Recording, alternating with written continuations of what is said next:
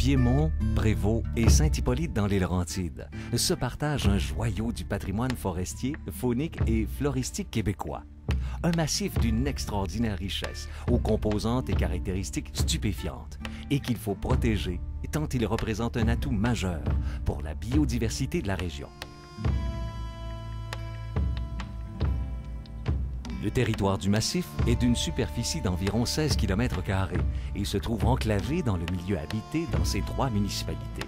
À seulement une cinquantaine de kilomètres de la grande métropole, cette superficie est soumise à des pressions de déboisement et de développement immobilier. Pourtant, ce territoire est plus qu'exceptionnel.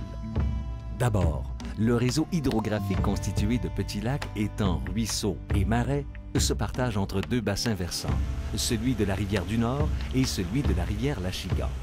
Le massif, par ses composantes forestières et géomorphologiques, constitue une véritable éponge qui garantit un régime hydrique de surface, en santé, de même qu'un rechargement de qualité des sources souterraines d'eau potable au profit des populations avoisinantes. Les milieux humides sont de bons habitats pour les grenouilles, les crapauds et les salamandres. De nombreuses espèces sont observées.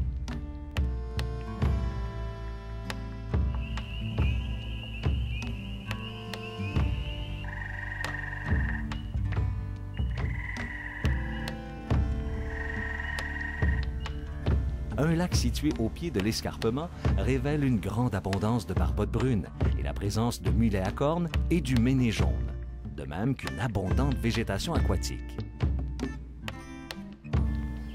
La faune que l'on retrouve sur le territoire du massif est très diversifiée. Maintes observations nous confirment la présence de nombreuses espèces de mammifères. Une grande variété de mustélidés peuple le massif. Le pécan, la loutre, le vison et la martre d'Amérique se retrouvent en grande abondance. Le castor est présent, mais aussi le coyote, le renard, le porc-épic et presque toutes les espèces d'écureuils, dont le polatouche ou écureuil volant. Claude Bourque est biologiste et enseigne la biologie de l'environnement au Collège Lionel Groulx de Sainte-Thérèse depuis de nombreuses années. Il ne faut pas oublier la grande faune. On a fait un inventaire aérien il y a quelques années pour le compte du ministère de l'Environnement et on avait compté 8 orignaux. C'est important comme population. Sans compter l'ours, le renard, il y a même eu des loups cet hiver. Moi, j'ai été témoin personnellement de la présence de 3 loups au mois d'avril qui ont passé à peu près 15 jours dans le massif.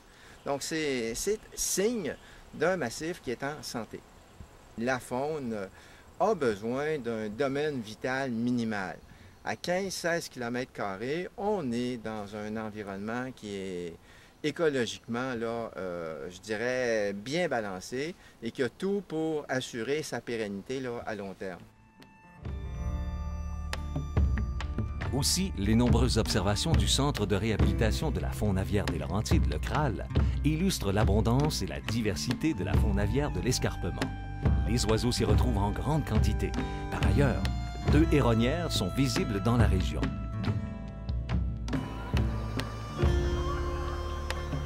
L'endroit est aussi un lieu de rassemblement des espèces avant et pendant les grandes migrations d'automne et du printemps.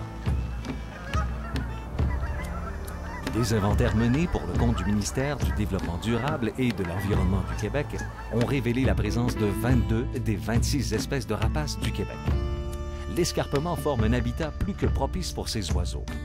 Guy Fitzgerald, médecin vétérinaire à la clinique des oiseaux de proie de l'Université de Montréal à Saint-Hyacinthe et fondateur de l'UCROP, l'Union québécoise de réhabilitation des oiseaux de proie, envisage positivement l'établissement d'un programme de réintroduction du faucon pèlerin dans ces falaises. En fait, on a été approché à l'UCROP il y a quelques années de ça pour établir des mesures de protection pour un couple de faucons pèlerins qui nicherait éventuellement dans un site comme ici. Avec les falaises qu'on voit, les escarpements, c'est vraiment un site magnifique pour cette espèce-là. L'escarpement offre un gîte et même une aire de nidification idéale pour cet oiseau de proie menacé. D'où l'importance de protéger son habitat. Dans la région, si on veut appeler encore la vallée du Saint-Laurent, il y a eu beaucoup d'énergie dans la dernière décennie pour protéger le faucon pèlerin. Mais on constate qu'il faut non seulement protéger l'espèce, mais les habitats. Puis c'est un habitat très propice ici là, à l'espèce. Ce programme s'insère dans le plan d'action provincial de rétablissement de l'espèce et serait une première au Québec. L'escarpement du massif accueillerait donc des jeunes faucons pèlerins en réhabilitation. Nous, à l'Union québécoise de réhabilitation des oiseaux de proie, on est à la recherche de sites comme ça parce que dans notre travail de réhabilitation, on peut recevoir des jeunes faucons pèlerins qui sont en âge d'établir un nid. Donc, il y a des techniques de mise au taquet où est-ce qu'on pourrait réintroduire l'oiseau dans une falaise de ce type-là. D'où l'importance de protéger le domaine vital parce que non seulement on veut un nid, mais il faut qu'il y ait l'endroit où trouver la nourriture pour ces oiseaux-là.